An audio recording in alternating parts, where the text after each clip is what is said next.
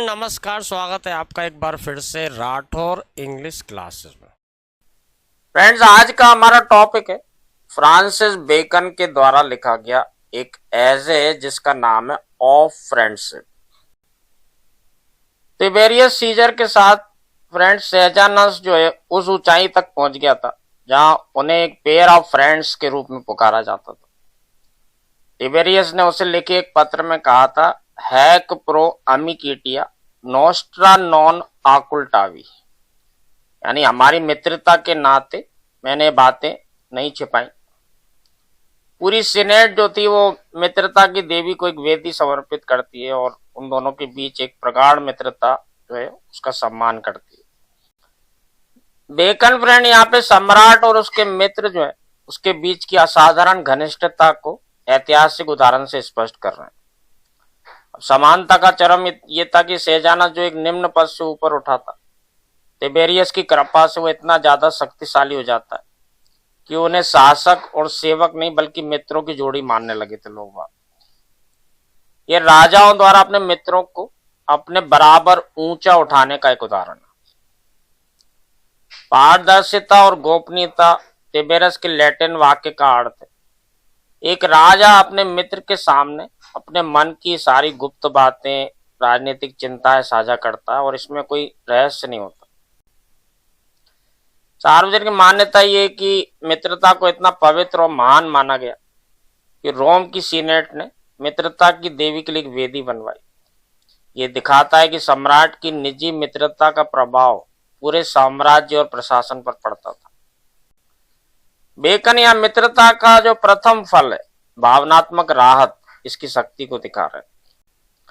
हालांकि फ्रेंड इतिहास गवाह है कि सेजानस ने बाद में तिबेरियस को धोखा दिया और सत्ता हथियाने की कोशिश भी की, जो बेकन के उस विचार को पुष्ट करता है जिसमें उसने मित्रता को असुविधाजनक और जोखिम भरा भी हो सकता है ऐसा बताया था।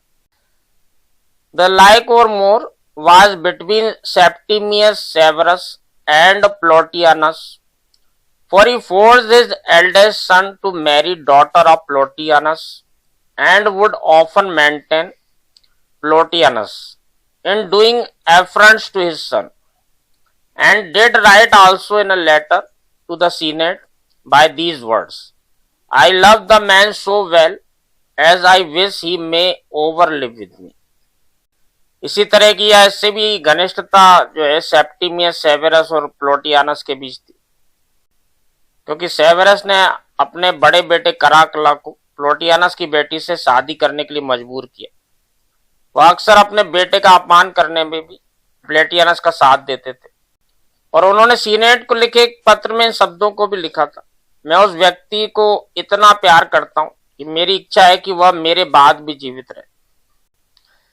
फ्रेंड्स, बेकन या मित्रता के उस चरम प्रभाव को भी दिखा रहे हैं जहां एक पिता अपने पुत्र से ऊपर अपने मित्र को स्थान देता। सेप्टिमियस सेवेरस ने प्लोटियानस को इतनी ज्यादा शक्ति और महत्व दिया कि उनके बीच का जो रिश्ता था वो एक सम्राट और सेवक के बजाय दो अभिन्न अंगों जैसा हो गया। सेवेरस अपने मित्र के प्रति प्रेम में इतना अंधा था कि उन्होंने अपने ही बेटे का अपमान सा उसे अपनी पसंद के विरुद्ध शादी करने के लिए मजबूर किया ताकि उनके मित्र का परिवार उनके राज परिवार से जुड़ सके। यहाँ बेकन ये तर्क दे रहे हैं कि राजा मित्रता के लिए अपनी सुरक्षा और पारिवारिक शांति को भी जोखिम में डाल देते हैं। Now if these princes had been as a Trajan और a Marcus Aurelius, a man might have thought that this had preceded of an abundant goodness of nature, but being men so wise, of much strength and severity of mind, and so extreme lovers of themselves, as all these were, it proved most plainly that they found their own felicity, though as great as ever happened or mortal man। अब यदि ये राजकुमार सम्राट जो है ट्राजन या Marcus Aurelius जैसे होते तो कोई व्यक्ति ये सोच सकता था कि ये उनका व्यवहार स्वभाव जो है प्रचुर अच्छाई के कारण हुआ है, लेकिन इतने बुद्धिमान, इतने मानसिक शक्ति और कठोरता वाले, तो स्वयं से अत्यधिक प्रेम करने वाले पुरुष होने के नाते जैसा कि ये सभी थे, ये सबसे स्पष्ट रूप से सिद्ध करता है कि उन्होंने पाया कि उनका सुख और सौभाग्य, चाहे वह नश्वर मनुष्यों के लिए जितना ही मान रहा हो, बिना किसी सच्चे मित्र के अधूरा था। But as an half piece, except they mought have a friend to make it entire, and yet which is more, they were princes that had wives, sons, nephews, and yet all these could not supply the comfort of friendship. लेकिन उनका सुख जो है केवल एक आधे टुकड़े के समान था, सिवाय इसके कि उसे पूरा करने के लिए उनके पास कोई मित्र हो। और फिर भी इससे भी बड़ी बात यह कि वे ऐसे राजकुमार या शासक थे जिनके पास पत्नियां, पुत्र और भतीजे थे, फिर भी ये सभी मित्रता के सुख की कमी को पूरा नहीं कर सके। Yet why did all of them fawn over their friends in such bizarre manner? This is explained by the fact that these powerful persons craved for friendship in their quest for worldly happiness. फिर भी उन सभी ने अपने मित्रों पर इस तरह के विचित्र ढंग से अत्यधिक प्रेम क्यों लुटाया?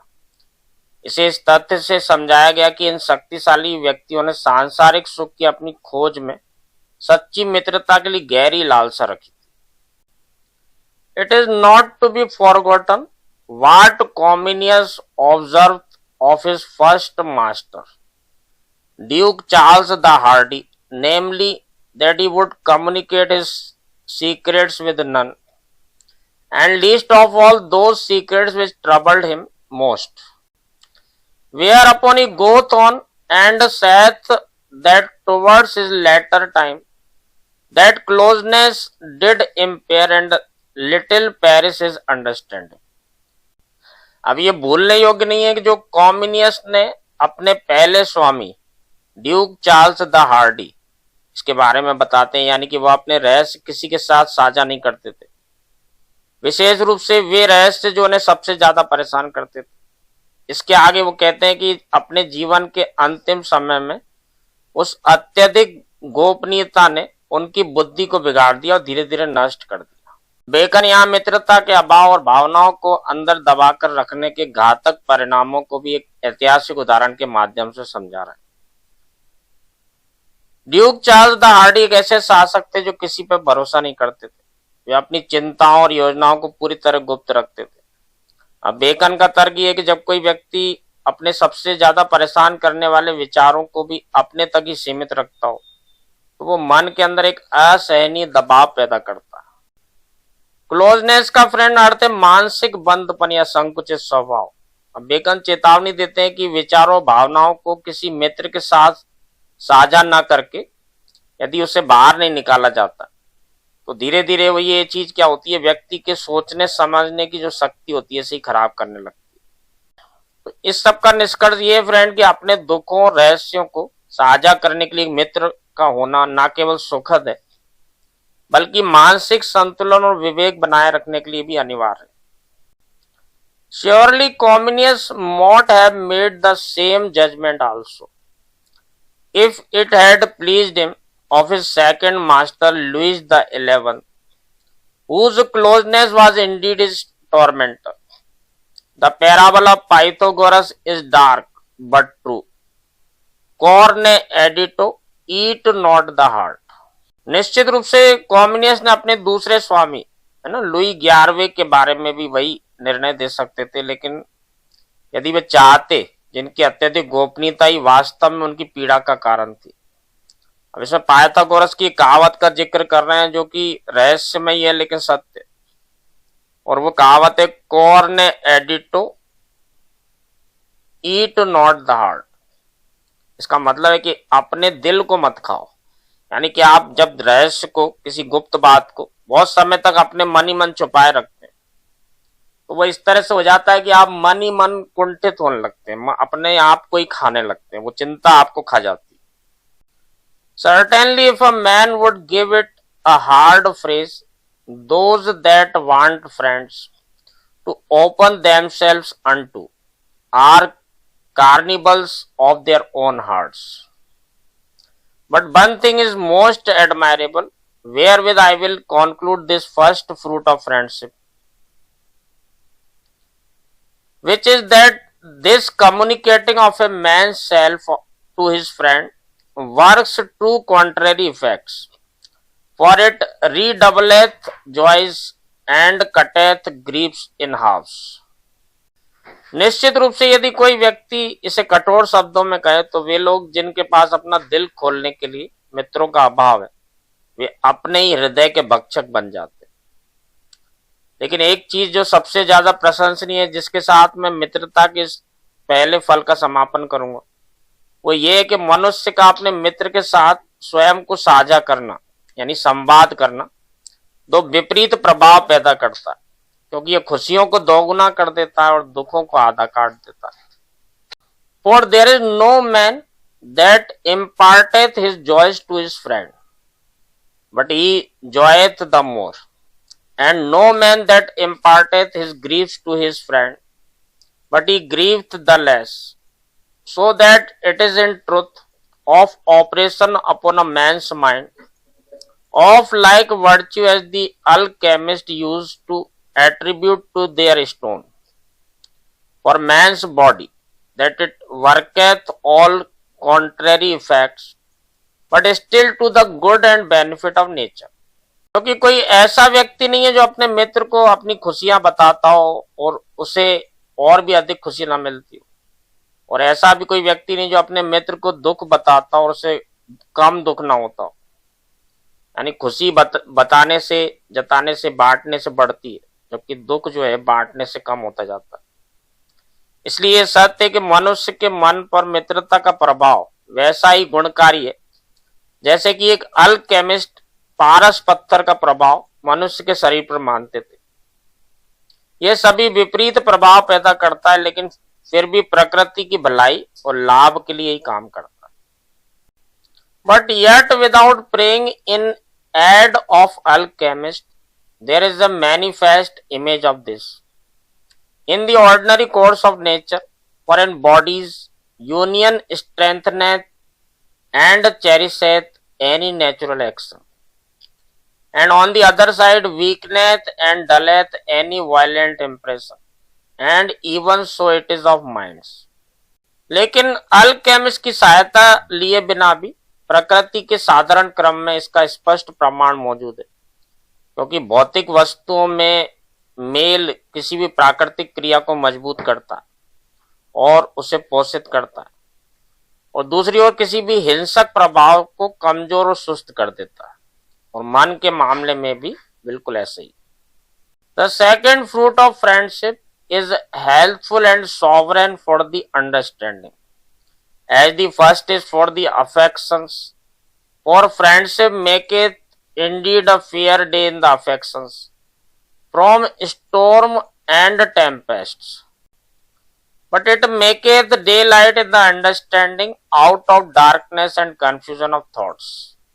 मित्रता का जो दूसरा फल या लाभ है हमारी समझ के लिए उतना ही स्वास्थ्यवर्धक है और प्रभावशाली है जितना कि पहला फल हमारी भावनाओं के लिए, क्योंकि मित्रता वास्तव में भावनाओं के तूफानों और बवंडरों के बीच एक सुहावना दिन बना देती है, लेकिन ये विचारों के अंधेरे और उलझन को दूर कर हमारी समझ में दिन का उजाला भर देती है। Neither is this to be understood only of faithful counsel which a man received from his friend, but before you come to that, certain it is that whosoever hath his mind fraught with many thoughts, his wits and understanding to clarify and break up in the communicating and discoursing with another.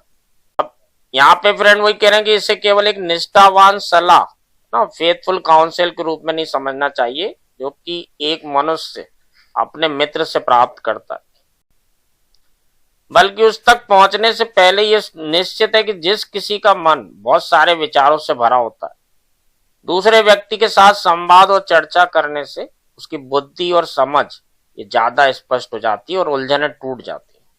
He tosseth his thoughts more easily, he marshalleth them more orderly, he seeth how they look when they are turned into words. Finally he waxeth wiser than himself, and that more by an hour's discourse than by a day's meditation.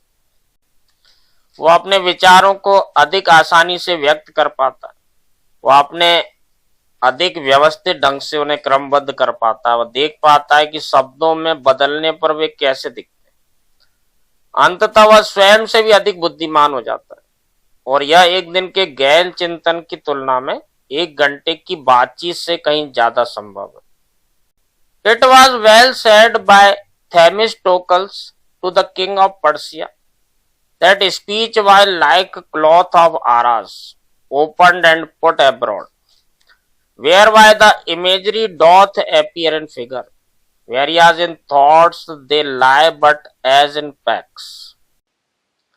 Friend, Themistocles ने Persia के राजा से ये बात बहुत सही कही थी कि जो भाषण या संवाद जो है ये आरस के कपड़ों के समान है, जिसे जब खोलकर फैलाया जाता है तो उसके चित्र और आकृतियां स्पष्ट दिखाई देती हैं, जबकि विचारों में वे केवल पोटलियों में बंधे हुए की तरह पड़े रहते हैं। Neither is this second fruit of friendship in opening the understanding restrained only to such friends as are able to give a man counsel. They indeed are best, but even without that, a man learneth of himself and bringeth his own thoughts to light, and weighteth his wits as against a stone, which itself cuts not. In a word, a man were better relate himself to a statue or picture than to suffer his thoughts to pass in smother. ना ही मित्रता का ये दूसरा फल जो हमारी समझ को खोलता है केवल उन मित्रों तक सीमित है जो मनुष्य को सलाह देने में सक्षम है। वे निश्चित रूप से सबसे अच्छे हैं, लेकिन उसके बिना भी मनुष्य स्वयं से ही सीखता है और अपने विचारों को प्रकाश में लाता है और अपनी बुद्धि को वैसे ही तेज करता है जैसे किसी पत्थर पर रगड़कर जो स्वयं काटता नहीं है। एक शब्द में मनुष्य के लिए बेहतर होगा कि वह अपनी बातें किसी मूर्ति, स्टैचुआ या चित्र से कह दे, बजाय इसके कि वह अपने विचारों को अपने अंदर ही घुटने दे। And now to make this second fruit of friendship complete, that other point which lieth more open and falleth within vulgar observation, which is faithful counsel from a friend. Heraclitus saith well in one of his enigmas, dry light is ever the best, and certain it is that the light that a man received by counsel from another is drier and purer than that which cometh from his own understanding and judgment, which is ever infused and drenched in his affections and customs. अब मित्रता के दूसरे फल को पूर्ण करने के लिए उस दूसरे बिंदु को भी जोड़ें जो अधिक स्पष्ट है। आम लोगों की नजर में यह आता है कि मित्र से प्राप्त निष्पक्ष और वफादार सलाह। हेराक्लिटस ने अपनी एक पहेली में ठीक ही कहा है कि शुष्क प्रकाश हमेशा सर्वोत्तम होता है, और यह निश्चित है कि जो प्रकाश या ज्ञान या सलाह एक मनुष्य दूसरे से प्राप्त करता है वह उसके स्वयं के विवेक या निर्णय से प्राप्त प्रकाश की तुलना में अधिक शुष्क और शुद्ध होता है, क्योंकि मनुष्य का अपना निर्णय हमेशा अपनी भावनाओं, पसंद और नापसंद आदतों में डूबा हुआ होता है। यहाँ फ्रेंड बैकन ये कह रहे हैं कि जब हम किसी मित्र से सलाह लेते हैं जो एक निष्पक्ष और फेथफुल सलाह होती है, तो ये सलाह जो है वो हमारे स्वयं के विचारों से जो निष्कर्ष निकलता है उससे कहीं ज्यादा शुद्ध और शुष्क होती है, यानी ज्यादा लाभदायक होती है, क्योंकि हमारी जो निर्णय होता है या हमारी जो सलाह कह सकते हैं उसे पसंद नापसंद और हमारी जो आदतें उनमें वो चीजें भी शामिल हो जाती हैं।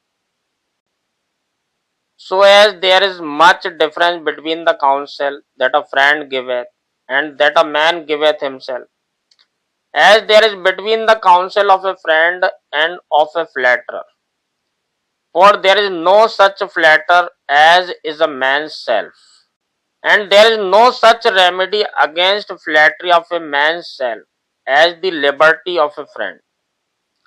Just as there is a big difference between the advice of a true friend and a man's own judgment, so there is a difference between a well-meaning advice of a true friend and that of a flatterer. But the man himself is the biggest flatterer of self.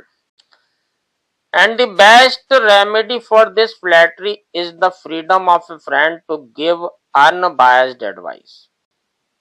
जैसा कि मित्र के द्वारा दी गई सलाह और मनुष्य के द्वारा स्वयं को दी गई सलाह के बीच उतना ही अंतर है जितना कि एक मित्र और एक चापलूस की सलाह में होता है, क्योंकि मनुष्य का स्वयं से बड़ा कोई चापलूस नहीं होता है। और स्वयं की चापलूसी के विरुद्ध एक मित्र की स्पष्टवादिता और स्वतंत्रता से बेहतर कोई दूसरा उपाय या सलाह नहीं हो सकती। Counsel is of two sorts, the one concerning manners, the other concerning business. For the first, the best preservative to keep the mind in health is the faithful admonition of a friend. The calling of a man's self to a strict account is a medicine, sometimes too piercing and corrosive. अब सलाह friend यहाँ पर bacon के अनुसार दो प्रकार की होती है, एक शिष्टाचार के विषय में और दूसरा बिजनेस यानी कार्य व्यवहार के विषय में। पहले विषय शिष्टाचार के लिए मन को स्वस्थ रखने का सबसे अच्छा उपाय एक मित्र की निष्ठावान चेतावनी है। स्वयं का कड़ा आत्मनिरीक्षण करना भी यानी खुद को सख्त जवाबदेह ठहराना एक ऐसी औषधि है जो कभी कभी बहुत अधिक चुभने वाली और कष्टदायक हो सकती है। Reading good books of morality is a little flat and dead. Observing our faults in others is sometimes improper for our case. But the best receipt, best I say to work and best to take is the admonition of a friend. It is a strange thing to behold what gross errors and extreme absurdities many, especially of the greater sort, to commit, for want of a friend to tell them of them, to the great damage both of their fame and fortune. For as Saint James saith, they are as men that look sometimes into a glass and presently forget their own shape and favor. नैतिकता की अच्छी किताबें पढ़ना थोड़ा नीरस और निर्जीव सा लगता है। दूसरों में अपनी गलतियों को देखना कभी कभी हमारे अपने मामले में सही नहीं बैठता, लेकिन सबसे अच्छा नुस्खा जो है वो मैं कहता हूं कि काम करने के लिए भी सबसे अच्छा और लेने के लिए भी एक मित्र की चेतावनी या सलाह होती है। ये देखना वाकई अजीब है कि कई लोग, विशेष रूप से बड़े और प्रभावशाली लोग, केवल एक ऐसे मित्र की कमी के कारण कितनी बड़ी गलतियों और मूर्खताएं कर बैठते हैं जो उन्हें सच बता सके। इससे उनके नाम और संपत्ति को भारी नुकसान होता है, क्योंकि जैसा कि सेंट जेम्स कहते हैं कि वो उन पुरुषों के समान है जो कभी कभी आईने में देखते हैं और तुरंत अपना असली रूप और चेहरा भूल जाते हैं। As for business, a man may think if he win that two eyes see no more than one, or that a gamester seeth always more than a looker on, or that a man in anger is as wise as he that hath said over the 24 letters, or that a musket may be shot off as well upon the arm as upon a rest, and such other fond and high imaginations to think himself all in all. अब जहां तक व्यापार या कामकाज की बात है, एक व्यक्ति अपने अहंकार में सोच सकता है कि दो आंखें एक आंख से ज्यादा नहीं देखती, या कि खेल खेलने वाला जो गेमस्टर रहता है हमेशा मूक दर्शक से ज्यादा देखता है, या कि गुस्से में भरा व्यक्ति उतना ही बुद्धिमान होता है जितना कि वह जिसने वर्णमाला के 24 अक्षरों को शांत मन से पढ़ा हो, या कि एक बंदूक को हाथ के सहारे भी उतनी सटीकता से चलाया जा सकता है जितना कि एक स्टैंड पर रखकर, और ऐसी अन्य मूर्खतापूर्ण ऊंची कल्पनाएं करके वह खुद को ही सब कुछ समझने लगता है। But when all is done, the help of good counsel is that which setteth business straight. And if any man think that he will take counsel, but it shall be by pieces, asking counsel in one business of one man and in another business of another man. It is well that is to say better perhaps than if he asked none at all.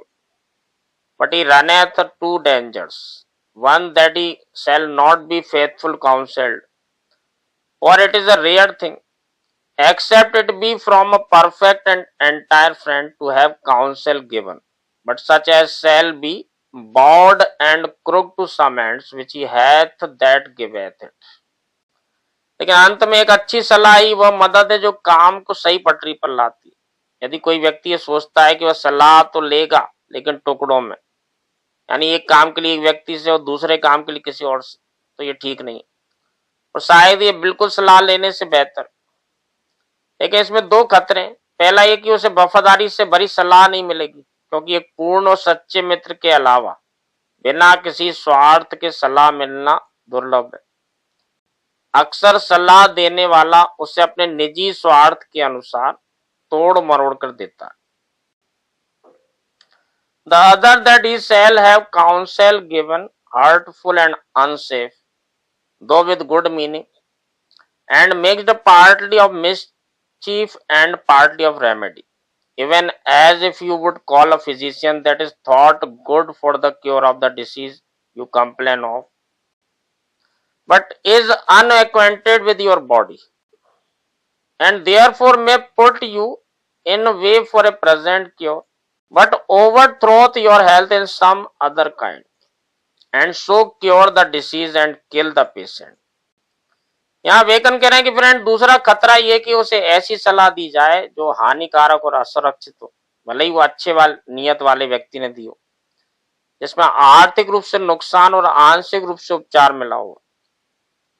ये बिल्कुल वैसे ही है जैसे आप किसी doctor को बुलाएं और उसे उस बीमारी के इलाज में तो माहिर माना जाता है जिसकी आप शिकायत कर रहे हैं, लेकिन वह आपके शरीर की प्रकृति से अपरिचित है, इसलिए वह आपको वर्तमान बीमारी के तात्कालिक इलाज का रास्ता तो दिखा सकता है, लेकिन किसी और तरीके से आपके स्वास्थ्य को पूरी तरह बिगाड़ सकता है।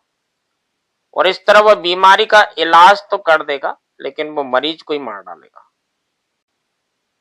But a friend that is wholly acquainted with a man's estate will beware by furthering any present business, how he doseth upon other inconvenience, and therefore rest not upon scattered counsels. They will rather distract and mislead than settle and direct. After these two noble fruit of friendship, peace in the affection and support of the judgment,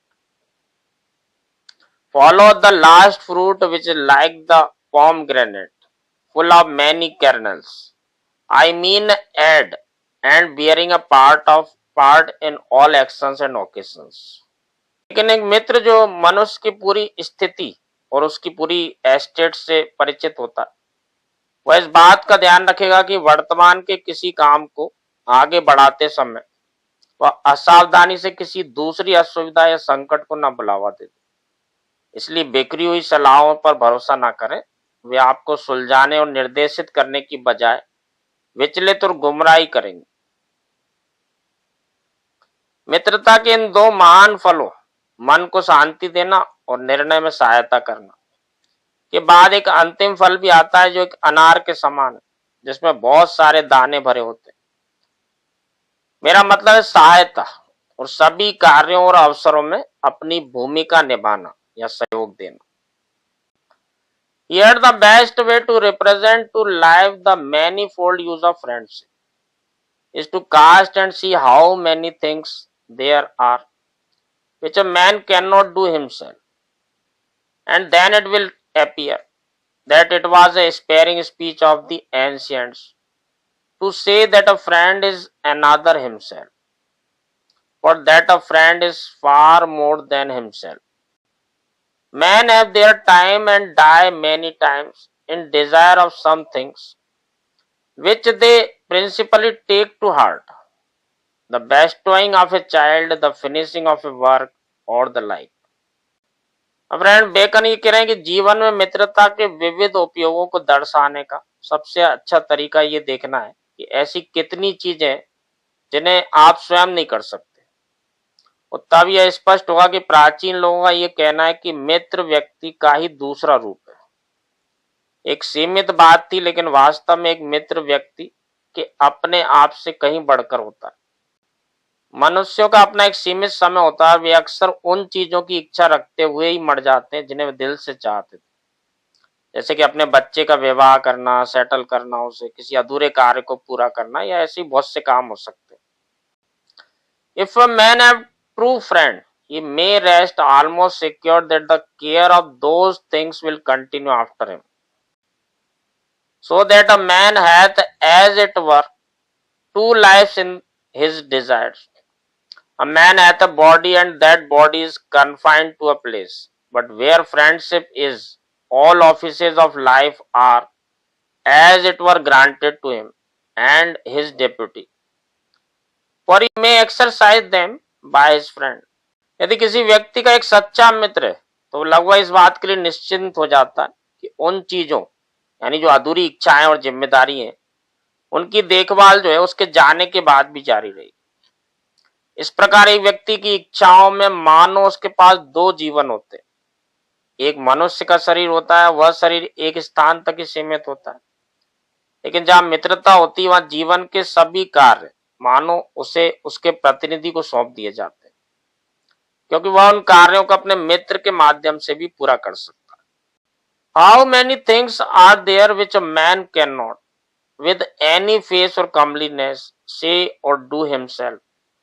A man can scarce allege his own merits with modesty, much less extol them. A man cannot sometimes brook to supplicate or beg, and a number of the like. But all these things are graceful in a friend's mouth, which are blushing in a man's own. So again, a man's person hath many proper relations which he cannot put off. अब ऐसी कितनी बातें जो एक मनुष्य शालीनता या गरिमा के साथ स्वयं ना तो कह पाता है ना ही कर पाता। एक व्यक्ति बड़ी मुश्किल से विनम्रता के साथ अपनी योग्यता का बखान कर पाता है।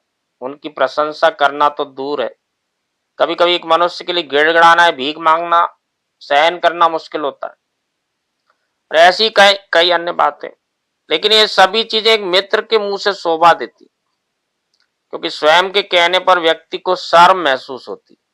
इसी प्रकार से एक मनुष्य के कई ऐसे व्यक्तिगत संबंध होते हैं जिन्हें वो त्याग नहीं सकता। A man can not speak to his son but as a father, to his wife but as a husband, to his enemy but upon term, whereas a friend may speak as the case requires, and not as it sorteth with the person. But to enumerate these things were endless. I have given the rule where a man cannot fitly plays his own part. If he have not a friend, he may quit the stage. अब यहाँ bacon ये कह रहे हैं कि friend, एक व्यक्ति अपने बेटे से केवल एक पिता के रूप में बात कर सकता है, अपनी पत्नी से केवल एक पति के रूप में, अपनी शत्रु से केवल शर्तों सीमाओं में रहकर, जबकि एक मित्र उस तरह से बात कर सकता है जैसी स्थिति की मांग हो, ना कि उस पद या भूमिका के अनुसार जो उस व्यक्ति के साथ जुड़ी हो। लेकिन ऐसी अनगिनत चीजों की गिनती करना अंतहीन होगा। मैंने यह नियम दिया है कि जहां एक मनुष्य अपनी भूमिका को उचित रूप से नहीं निभा सकता, यदि उसके पास कोई मित्र नहीं है, तो वह मंच छोड़ सकता है, यानी दुनिया से जा सकता है। फ्रेंड, यहाँ पे हमारा ये एज ए ऑफ फ्रेंडशिप ये समाप्त होता है। शुरुआत में आपने देखा कि इसकी लैंग्वेज बहुत कठिन है, और खास तौर से कठिन हमको इसलिए लगती है कि जो इस तरह की जो वोकेबलरी यहाँ पे यूज की गई है, ये एंशियंट टाइप की वोकेबलरी है। जो मीनिंग, जो वोकेबलरी है, यानी जो शब्द है, वो पहले इस तरह से अंग्रेजी में लिखे जाते थे, आजकल उनका रूप बदल चुका है। दूसरा, इसमें ढेर सारे उदाहरण है जो रोमन और ग्रीक लोगों के बारे में दिए गए। उनकी वजह से भी, क्योंकि उनको हम नहीं जानते, तो ये पढ़ने में थोड़ा सा डिफिकल्ट लगता है। मैंने इसलिए इसका ट्रांसलेशन हिंदी में भी साथ में लिख दिया और कोशिश की है कि आपको एक एक शब्द, एक एक लाइन को इस तरह से समझा सकूं कि आप परीक्षा में आपको कोई दिक्कत ना आए। आई होप फ्रेंड कि मैंने एक एक लाइन और एक एक शब्द को आपको समझाने की कोशिश की है। इसके बाद भी अगर आपको कोई भी डाउट आता है, आप कोई भी चीज़ पूछना चाहते हैं, तो कमेंट्स में लिख करके, ऐप में जाके वहाँ पे आप कमेंट्स में लिख करके, या मुझे व्हाट्सएप पर लिख करके भी भेज सकते हैं और पूछ सकते हैं। आपको वीडियो कैसा लगा ये भी आप मुझे ज़रूर बताइए, ताकि मुझे पता लगे कि आपको क्या पसंद आ रहा है और क्या नहीं पसंद आ रहा है और क्या सुधार हम इसमें कर सकते हैं। Thank you very much friend. आज की वीडियो में हम इतना ही करेंगे, नेक्स्ट वीडियो में फिर मिलते हैं।